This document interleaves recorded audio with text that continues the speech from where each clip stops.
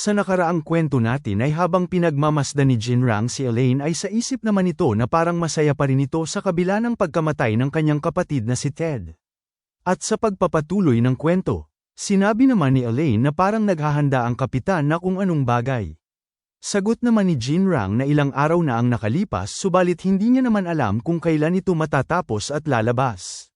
Kinumpirma naman ni Elaine na kung hindi ba siya nakarinig ng balita mula sa labas noong nasa loob ito at kung hindi niya rin ba alam na ang Hoarder ay ang pinupunterya ang kanilang clan na Triton ay papalapit na sa kanila at tinatanong niya naman ito na kung kilala niya ba ang tinatawag na Faceless at Dr. Doom. Sagot naman ni Jinrang na oo subalit hindi niya maaaring sabihin sa kanya ang patungkol sa kanila. Naiirita naman si Elaine at habang naglalakad siya ay sinabi niya naman na sa dami ng nangyayari ngayon ay wala na siyang oras para maghintay at sinabi niya pa na sasabihan niya ang kanilang kapitan. Hinahayaan lamang siya ni Jinrang na lumapit sa pintuan at may bigla namang lumabas na liwanag na siyang ikinagulat naman ni Elaine at hinigop nito ang kanyang kapangyarihan papasok sa loob ng pintuan.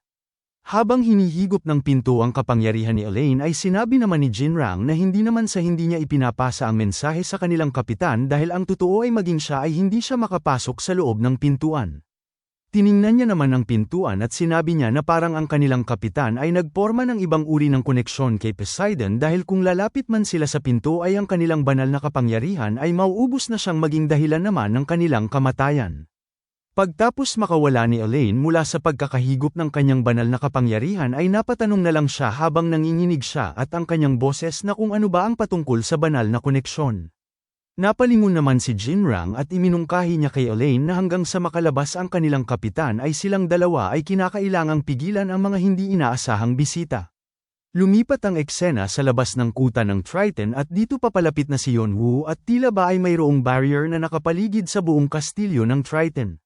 Sa isip-isip naman ni Yeonwoo na pinilit daw siya ni Ben-ik na pumunta dito ngunit ang ipinagtataka niya lamang ay kung ano ang napakalawak na banal na kapangyarihan na ito at napatanong naman siya sa kanyang isipan na kung isa ba itong divine descent at ayon sa kanya na parang hindi dahil hindi niya pa nararamdaman ang ganitong klaseng pakiramdam at nahihirapan naman siyang matukoy kung ano ito.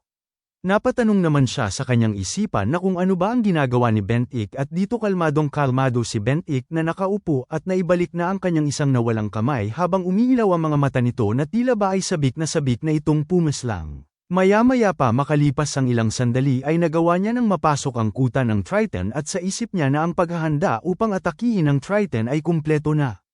Naisip niya na bago pa man sila maglunsad ng pag-atake ay tasahin muna nila ang sitwasyon. At lumingon naman siya at ayon sa kanya na ang sumusunod daw sa kanyang likuran ay nahati sa dalawang pangunahing grupo. Ang grupong ito ay parang handa ng gumawa ng gulo sa lalong madaling panahon kapag naglunsad na siya ng kanyang pag-atake. Sa pamamagitan ng ganoong karaming tao ay natitiyak niya naman na makakagawa sila ng malaking gulo sa lugar ng paglalabanan. Ayon sa kanya na hanggat hindi sila nagiging hadlang sa kanya ay ayos lang at tatratuhan niya naman ang mga ito na parang mga paen. Tinignan niya naman ang kabilang grupo na pinamumunuan ni Kreutz na Fantasy Regiment. Nangako daw si Kreutz sa kanya na hindi siya mangingialam sa kanilang paglalaban nang wala ang kanyang permiso. Tiningnan niya naman ang kondisyon ng Triton ngunit pagkatingin niya ay nagtataka naman siya dahil walang mga bantay sa loob ng kastilyo. Agara naman siyang pumasok sa loob at hindi naman siya makapaniwala na nakabukas ang pangunahing pintuan papasok sa kastilyo. Sa kanyang pagsusuri sa lugar ay mayroon naman siyang napansin at kaagad niya itong binaba dahil nakita niya ang isang pamilyar na tao sa kanya at tiningnan niya naman ito at kilala niya naman ang taong ito at ito ay si Jinrang. Si Jinrang ay ang apostol ni Orion na sinagip ang sugatan na si Ben-ik noong nakaraang paglalaban nila at napatanong naman siya sa kanyang isipan na kung hinihintay ba siya dito ni Jinrang. Kalmado namang tinawag ni Jinrang si Yeonwoo bilang Hoarder at agad siyang tumayo at sinabi niya na kailangan niyang magtanong kung mayroon ba siyang intensyon na itigil ang paglalaban dito. Sagot naman ni Yeonwoo na sila ang unang umatake ng kanyang barko. Tugon naman ni Jinrang na taos-puso siyang humihingi ng paumanhin at kung kailangan niya ba ng kahit anong kabayaran ay sabihin niya lang sa kanya. Tinanong naman siya ni Yeonwoo na kung susuko na lang ba siya dahil kinukulang siya ng lakas upang labanan siya at mayroon namang mga taong nakatago sa damuhan. Nakangiting sinabi ni Yeonwoo na ang mga taong nasa kanyang likuran ay pinupuntirya din ng Triton at ang sitwasyon na ito ay lubhang mahihirapan siya. Umilo naman na umaalab ang kanyang mga mata at sinabi niya pa na ang kanyang gusto ay walang iba kundi ay ang ulo ni Bentek. Kalmado namang sinabi ni Jinrang na mahirap yan dahil nasisigurado niya na magagalit si Poseidon sa kanyang gusto. Sagot naman ni Yeonwoo na palagi namang galit sa kanya si Poseidon at dagdag niya na kung yan nga ang kaso ay wala na silang dapat pag-usapan pa sabay tutok niya ng kanyang espada kay Jinrang. Sinabi naman ni Jinrang na wala na siyang magagawa dahil nakapagdesisyon na siya sabay palabas niya ng kanyang dalawang espada at parang umaangat naman ang lupa at sinabi niya pa na lalaban na lang sila sa abot ng kanilang makakaya. Nawasak naman ang lupa at lumabas mula sa ilalim ang dambuhalang nilalang at ang mga nagtatago na mga manlalaro sa damo ay nahuhulog patungo sa bunganga ng dambuhalang halimaw at may mga miyembro din ng Triton ang lumabas at sa isip-isip naman ni Yeonwoo habang siya ay umaatres na kagaya nga ng kanyang inaasahan na mayroon silang nakatagong puwersa upang tambangan sila at malamang ay pinaplano nilang dakpin siya kasabay ng mga sumusunod sa kanya sa iisang pagkakataon lang. Bigla niya namang tinapakan ang balikat ng miyembro ng Triton at agad siyang naghanda ng pag-atake at pupunteryahin niya si Jinrang at habang papaatake siya ay nagtataka naman siya dahil mayroong kakaiba dito dahil wala naman siyang narinig sa alamat ni Orion patungkol sa pagkontrol ng mga halimaw. At nang malapit na siya kay Jinrang ay unti-unti naman itong naglalaho at nang papaatake na si Yeonwoo ay bigla na lamang itong nawala at napunta sa kabilang lokasyon na siyang ipinagtataka niya naman. Ngunit alam niya naman ang kasanayan na ito at ito ay ang tinatawag na spatial movement. Mayroon namang lumitaw na dambuhalang halimaw sa bandang ilalim niya at bigla naman siya nitong inatake at nagtataka naman ang dambuhalang halimaw dahil nagagawa pa ring pigilan ni Yeonwoo ang kanyang pagkagat. Napag-alaman naman ni Yeonwoo na hindi ito ang kapangyarihan ni Jinrang o ni Orion. Ang may pakana sa pagkontrol ng halimaw na ito ay ang anak na babae ni Poseidon na tinatawag na reyna ng lahat ng mga halimaw sa mundo. At ito ay si Charybdis at ang umatake sa kanya ngayon ay ang apostol na si Elaine na nagtatago sa kanyang anyo. Habang pinipigilan ni Yeonwoo ang tuluyang pagkain sa kanya ni Elaine ay bigla namang sumulpot sa kanyang likuran si Jinrang at habang papasugod ito ay sinigaw niya naman na mamatay na siya at tinawag niya itong hoarder. Habang papalapit si Jinrang kay Yeonwoo ay inactivate niya naman ang kanyang kasanayan na tinatawag na tsunami strike at bawat was-iwas niya ng kanyang espada ay mayroong lumalabas na malaking halaga ng tubig. Lumiwanag naman ang kanyang Philosopher's Stone at bigla naman siyang lumipad paitaas at agad naman siyang naghanda ng pag-atake at binalutan niya ng apoy ang kanyang sandatang Vigrid sabay lunsad niya ng napakalaking apoy patungo kay Elaine. Nadamay rin si Jinrang mula sa pag-atake ni Yeonwoo at bahagya naman siyang napinsala at nagtatakang tanong niya naman na kung paano ba ito naging posible. Sa isip niya naman na noong nilabanan daw nito ang kanilang kapitan ay ang hoarder daw ay malinaw na hindi pa ito gaanong malakas kahit na ginamit na nito ang buo nitong kapangyarihan kaya naman inaakala niya na mayroon silang pag-asa na manalo sa hoarder kung magsanib puwersa sila ni Elaine. Hindi niya naman akalain na mas lalakas ito sa loob lamang ng maikling panahon. Tinawag naman ni Yeonwoo si Bo at nagtataka naman si Jinrang habang pinagmamasdan si Yeonwoo. May bigla namang bumukas na mata mula sa likuran ni Yeonwoo. At nang makita yun ni Jinrang ay napapatanong na lang ito na kung ano ba ang bagay na ito. May bigla naman siyang naramdaman na parang ang kanyang puso ay titigil sa pagtibok at napapatanong na lang ito na kung ano ba ang nangyayari at kung bakit ba ganito na lang makatitig ang mata sa kanya at kung sino ba ang nagmamay-ari ng matang ito. May bigla namang napasigaw at lumingon naman si Jinrang dahil doon at dito nakita niya si Elaine na nanginginig at sinasabi nito na huwag siyang lalapit sa kanya. Nakita ni Elaine ang kulay asul na mata at si Yeonwoo. Pagkakita ni Yeonwoo ng reaksyon ni Elaine ay sa isip niya na hindi niya lubos akalain na ganito na lamang katakot ito na kahit ang kanyang pagbalat kayo ay nawala. Bilang apostol ng reyna ng mga halimaw, ay malamang nakaramdam ito ng malaking puwang sa pagitan ng lakas at antas ng mata. Binalutan niya naman ng itim na apoy ang kanyang sandatang Vigrid at napagdesisyonan niya naman na bago pa man bumalik ang kamalayan nito ay kinakailangan niya ng tapusin ito. May bigla namang dumating na nilalang na puno ng balot ng benda ang binti, habang si Elaine naman ay nanginginig na tinitingnan ang kulay asul na mata ni Yeonwoo at ang bagong dating na nilalang na puno ng benda ay ang tinatawag na faceless at bigla niya na lamang inatake si Elaine sabay sabi niya pa na isa na ang kanyang naitutumba. Tumilapo naman ang ulo ni Elaine dahil sa ginawang pag-atake ni Faceless at bumagsak na lamang ang ulo ni Elaine sa lupa. Hindi naman makapaniwala si Jinrang sa kanyang nakikita at nang makita niya si Elaine ay napasigaw na lamang ito ng pangalan ni Elaine. Parang naglunsad naman ng isang hudyat ang Faceless at kaagad naman nagsidatingan ang kanyang mga kasamahan dahil yun na daw ang hudyat ng Faceless at agad silang nagsitalon mula sa itaas.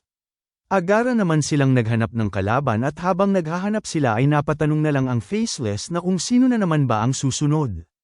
Napasigaw naman si Boo na ang lakas ng loob niyang nakawin ng biktima ng kanyang master at agad naman siyang naglunsad ng pag-atake patungo kay Faceless sabay sabi pa nito na hindi niya siya mapapatawad at kinapitan naman ng itim na bagay ang Faceless at maging ang kanyang mga kasamahan at napapasabi na lang ito na nakakainis ito sabay atake niya ng mga itim na bagay na pag-atake ni Boo habang pinapanood lamang siya ni Yeonwoo.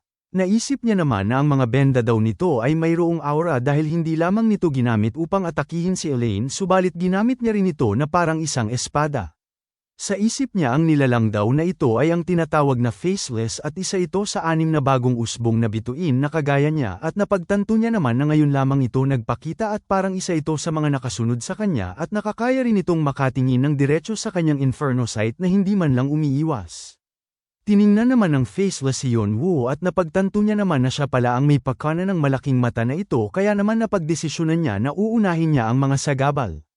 Agad naman siyang naghanda at bigla niyang sinugod si Yeonwoo ng buong lakas niya at nagkatinginan sila ng mata sa mata at sakto naman na mayroong portal ang lumitaw sa itaas at palatandaan nito na mayroong paparating. Ang dumating ay si Dr. Doom at pagkalabas nito sa portal ay nagpakilala naman siya kaagad na siya si Renol. Inanunsyo niya naman na para sa kanilang lahat ay ipagkakaloob niya ang kasawian sa kanilang lahat.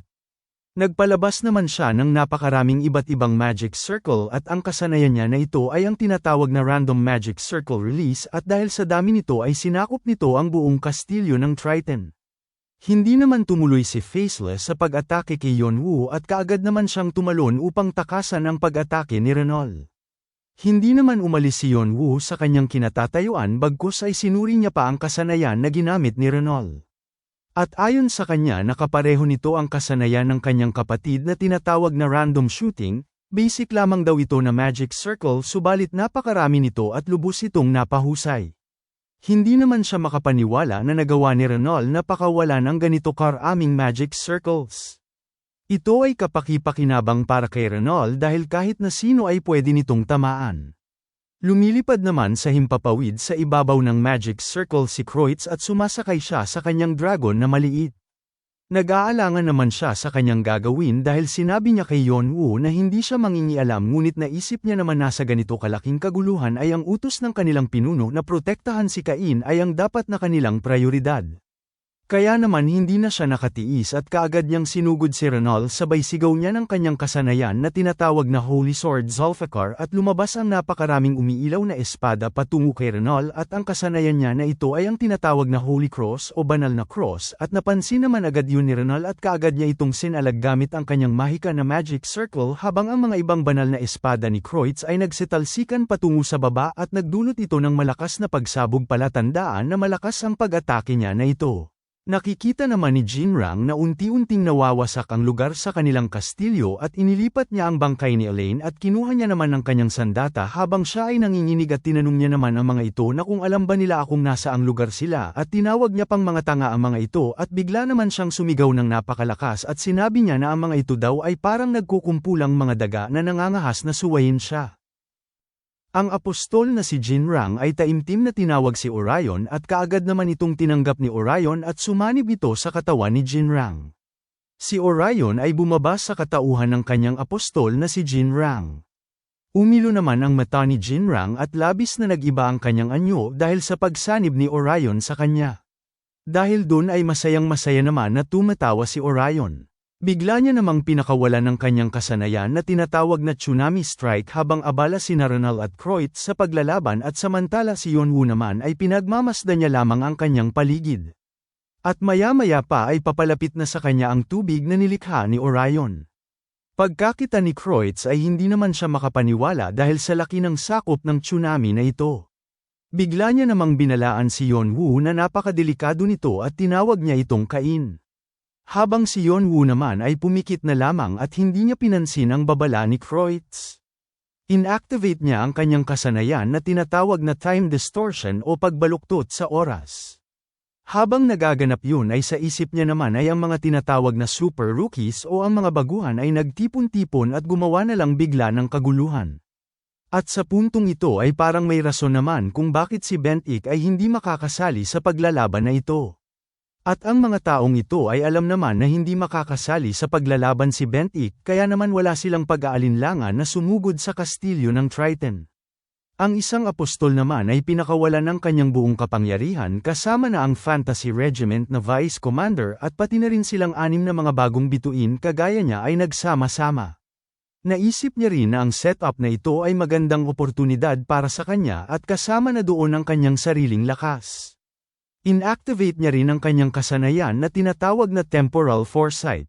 Ang kanyang nakuhang karanasan ay mas pinataas nito ang kanyang temporal foresight sa 5 segundo at ang tanging gagawin niya lamang ay ang mag-obserba sa abot ng kanyang makakaya at magsasagawa siya ng prediksyon at hahanapin niya ang lokasyon na kung saan nanggagaling ang lahat ng kapangyarihan at hahatiin ito at bigla niyang inatake ang kanyang nakita ng kanyang sandatang Vigrid at dahil sa lakas ng kanyang pag-atake ay parang mawawasak naman ang lugar. Pagkatapos ng kanyang pag-atake ay napuno naman ng alikabok ang paligid. Naging kalmado naman ang paligid dahil sa ginawa niyang pinsala at lumabas naman si Faceless at napapatanong na lang si Yonwoo na kung hindi niya ba nataman ang marka ng kaunti. Samantala nasa likod niya naman sina Kreutz at Renal. Unti-unti namang nababasag ang armor sa braso ni Kreutz dahil sa lakas ng pinsala na nadulat ni Yonwoo at nanginginig pa ito. Tinignan niya naman si Yonwoo at hindi naman siya makapaniwala dahil kagaya nga ng kanyang inaasahan ay mayroong rason ang kanilang pinuno upang ipatawag si Cain ng may malaking respeto. Naalala niya naman na binalaan niya si Cain mula sa pag-atake ni Orion at sa isip niya na hindi niya inaasahan ang malawakang pag-atake na yun. Gayunpaman ay nanatili itong kalmado at mahinahon at hindi niya naman naiisip na magagawa nito mailihis ang lahat ng mga pag-atake na nasa paligid ng lugar. Napagtanto niya naman na si Cain daw ay sa una pa lang ay hindi niya na dapat ito alalahanin. Bagaman ay si Cain ang pinakamababa sa lahat ng 6 na bituin ay kinikilala pa rin ito bilang isang pinuno. Nagpasalamat naman si Kreutz kay Cain dahil sa mabilisan nitong tugon at tiwala sa sarili at dahil daw sa kanya ay nagawa niyang makatakas na maliit lamang ang kanyang pinsala na natamo at unti-unti naman siyang tumatayo at pinapagaling niya ang kanyang natamong mga sugat. Samantala si Renal naman ay umuubo na tinitingnan ang kanyang palad. At dito bumubuga siya ng dugo at ayon sa kanya na ang kanyang pinsala sa loob ay walang kwenta. At ang kanyang inactivate na napakaraming spell ng tuloy-tuloy upang sana ubusin ang lahat ay nagawa lamang na wasakin ng pagsabog kanina at ibinalik sa kanya ang parusa sa pamamagitan ng maraming beses. Nagtataka naman siya na kung anong bagay ba ang malaki na yun sa ulo ng hoarder na umaaligid at kanina pa ito tinitingnan ang kanyang kaluluwa. Nanlaki naman ang kanyang mga mata dahil hindi lang daw ito simpleng pagbubuklod sa kaluluwa dahil ang mga titig na ito ay pinipigilan ang kanyang itim na mahika at spell na ma-activate niya ng maayos at nagtatakang tanong niya naman sa kanyang isipan na kung ano ba ang bagay na ito. Napasabi na lang siya na sa ngayon ay kailangan niya munang umatras at ipagpapatuloy niya na lang sa susunod ang pagsalakay at sabay punit niya ng papel. Napansin naman ni Yonwoo na umalis na si Renal at wala naman siyang naging aksyon ngunit bigla naman siyang nagulat dahil nasa harapan niya si Faceless na tumatawa at sinabi nito na nasisiyahan siya sa nangyari at kung nasa ganitong antas ay nasatisfied naman siya sa ipinakita ni Yonwoo. Dagdag niya na pumunta siya dito upang durugin sana si Bentik ngunit hindi niya naman inaasahan na masasaksihan niyang ganito. Subalit sa ginawa niya ang pagsabog ay naiisip niya naman na magagawa niyang matalo si Bentik para sa kanya. Wala namang kaedi-ideya si Yonwoo sa pinagsasabi ni Faceless. Naghahanda namang tumalon si Faceless at bago siya tumalon ay sinabi niya naman kay Yonwoo na kung magpapatuloy siya sa ganitong mabilis na paglakas ay mag-iingat na rin siya sa kanya simula ngayon at tatandaan niya daw si Yonwoo at bigla naman siyang tumalon at wala namang ginagawa si Yonwoo. Nagtataka naman si Yonwoo na kung ano ba ang nangyayari dahil bigla na lamang nagsiyalisan ang mga ito at napansin niya naman ang tono ng pananalita ni Faceless at nararamdaman niya rin na parang may iniipon itong maraming kaluluwa sa kanyang katawan. At ayon pa sa kanyang napansin ay parang hindi man lang ito naapektuhan ng kanyang pag-atake at parang alam nito ang kanyang kahinaan at iniwasan niya ang lahat sa perpektong galaw at ang kahusayan daw nito sa paggamit ng kanyang aura ay hindi ordinaryo kaya naman napagdesisyonan niya na simula ngayon ay babantayan niya na ito. Bigla naman siyang lumingon dahil napagdesisyonan niya na hindi niya na muna ito poproblemahin dahil mayroon pa siyang kinakailangang gawin at tinignan niya naman si Jinrang na nakatamo ng matinding pinsala. Habang pinagmamasdan niya ito ay sa isip niya naman na nasa estado na ito ng pagkamatay dahil hindi daw nito nakayanan ang malakas na puwersa ng banal na kapangyarihan kaya naman mapalad siya ngayon. May bigla namang paparating na mga alip-oras ng Triton sa kanilang lokasyon at sinisigaw nito ang pangalan ni Jinrang at sa isip-isip naman ni Yonwoo na mayroon pang iilan na nabuhay mula sa kanyang pag-atake at kinakailangan niyang tapusin ng mabilis si Jinrang bago pa man maging magulo ang mga bagay. Bigla niya namang hinawakan ang mukha ni Jinrang at tinawag siya ni Jinrang na hoarder at sinabi nito na huwag niyang isipin na nanalo na siya dahil hanggat nabubuhay ang taong iyon ay kahit kailan ay hinding-hindi niya mapapatamba ang clan na Triton. Pinatigil naman siya ni Yonwoo sa pagsasalita at sinabi nito na mamatay na lang siya at tumalsik naman ang dugo sa kanyang harapan mula sa buong katawan ni Jinrang. At habang tumatalsik ang dugo ni Jinrang ay sinigaw niya naman na para sa kanyang kapitan na si Bentik ay manatili itong ligtas. Pagkatapos noon ay nawala naman ang kanyang buhay. Napasabi na lang si Yonwoo na napakatapat daw na tauhan ni Jinrang kahit na ang kanyang sinusundan ay isang traidor. Marami namang mga alip-oras ng Triton ang papalapit kay Yonwoo at habang papalapit ito sa kanya ay isinisigaw naman nila ang pangalan ni Jinrang at may napasabi pa na ang lakas ng loob ng hoarder. Hanggang dito na lang muna mga bossing. Kung gusto mong subaybayan ang kwentong ito, mag-like, comment, at subscribe at i-hit mo na rin ang notification bell para ikaw ang unang makapanood pag may bago tayong upload. Kita-kits sa susunod mga boss.